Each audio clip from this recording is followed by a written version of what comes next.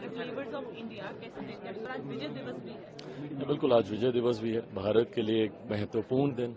ये दिन उन शहीदों को भी याद करने का दिन है जिन्होंने देश की रक्षा करते हुए अपनी शहादत, सर्वोच्च बलिदान देने का काम किया। जहां मैं उनको नमन करता हूं, वहीं आज जब इस कॉन्क्लेव में आए हैं, ये विविधताओं का देश है भारत, और हमारी खूबसूरती ही इन विविधताओं की है। डाइवर्सिटी हमारी सबसे बड़ी ताकत है, और उसके बावजूद जिस तरीके से ये देश एक डोर से बंधा हुआ है, अलग अलग वेशभूषा, अलग अलग भाषा, अलग अलग स्वाद होने के बावजूद, top north to down south, east to west, जिस खूबसूरती से भारत एक डोर में बंधा हुआ है, भारतीयता की डोर में बंधा हुआ है, मुझे लगता है इस पर हम सबको गर्व है। आज ये दिन था उन लोगों को सम्मानित करने का, उन लोगों को रिकॉग्नाइज करने का जिन्होंने इन विविधताओं में खूबसूरती बढ़ाने का काम किया है। सर, आज सुबह सुबह जाकिर हुसैन जी का निधन भी हो गया सैन फ्रांसिस्को में। बिल्कुल, ये मुझे लगता है संगीत के जगत में एक ऐसी क्षति है जिसको कभी कोई दूसरा नहीं भर सकता। हम लोग लंबे अरसे से उनको सुनते आए। उन्होंने देश को एक अंतर्राष्ट्रीय पहचान बनाने में महत्वपूर्ण योगदान दिया। मुझे लगता है रहती दुनिया तक उनके इस योगदान को हम लोग कभी नहीं भुला पाएंगे। मेरी भावभीनी श्रद्धांजलि, भगवान उनकी आत्मा को शांति दे। सर, 75th डे है एडॉप्शन ऑफ कॉन्स्टिट्यूशन का, इस पर कुछ कहेंगे? इसमें हम काफी कंट्रोवर्सीज भी देख रहे हैं। इसमें कंट्रोवर्सी की कोई गुंजाइश ही नहीं है। भारत का संविधान, जरूर कुछ लोग अपने राजनीतिक लाभ के लिए भारत के संविधान को धूमिल करने का प्रयास करते हैं।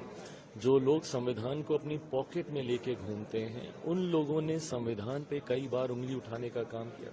संविधान समाप्त हो जाएगा, खत्म हो जाएगा। भारत का संविधान है, वो कोई मजाक नहीं है। दुनिया की कोई ताकत हमारे संविधान को खत्म नहीं कर सकती। बट हाँ, जो लोग संविधान के संरक्षक बने हुए हैं, सही मायनों में देश के इतिहास में एक ऐसा कालखंड था जब भारत के संविधान को समाप्त करने का प्रयास किया गया, आपातकाल लगाकर सन 75 में। मुझे लगता है वो एक ऐसा दौर था जिसने सही मायनों में संविधान को खत्म करने का प्रयास किया गया। बट ये संविधान की ही ताकत है। आज जब हम लोग 75वां वर्षगांठ बना रहे हैं भारत के संविधान को लेकर, मैं चाहता हूं इस पे चर्चा हो। जो लोकसभा में हुई, प्रधानमंत्री जी ने खूबसूरती से अपना पक्ष रखने का काम किया। राज्यसभा में आज से बहस शुरू हुई। मैं चाहता हूं कि इस बहस को युवा पीढ़ी कम से कम जरूर सुने और अपने संविधान को और पहचाने और उस पर गर्व करें। सर, बस आखिरी सवाल, एनडीए सरकार के स्कीम्स को फॉलो करते हुए बिहार में भी मैं बहन मान योजना की शुरुआत करी, तेजस्वी यादव ने अनाउंस करा, इसको आप कैसे देखते हैं? नकल।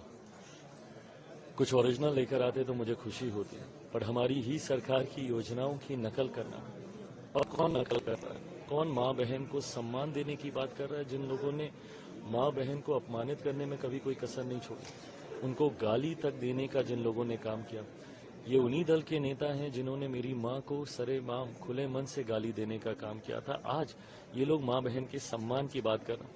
हास्यास्पद लगता है क्योंकि इनके पास मौका था। लंबे समय तक इनकी सरकार थी, इन्हीं के परिवार के दो मुख्यमंत्री बिहार में थे। उस वक्त इन्हें इस बात की याद नहीं आई, पर आज जब चुनाव सर पर दिख रहा है तो सरकार की, एनडीए की नकल कर कर, योजनाओं की घोषणा कर कर लोगों को प्रलोभन देने का प्रयास कर रहे हैं। मुझे लगता है बिहार की जनता भली भांति पहचान गई है। राजद तथाकथित महागठबंधन की इस सोच को उपचुनाव ने दर्शा दिया कि जनता उनके ऊपर अब कतई विश्वास नहीं करती। मैं मानता हूं कितनी भी ये योजनाएं ले आए, 2025 में विधानसभा चुनाव परिणामों के बाद हमारी एनडीए की सरकार न सिर्फ बनेगी बल्कि मजबूती के साथ 225 सीटों से ज्यादा सीटें जीतकर हम लोग सरकार बनाएंगे।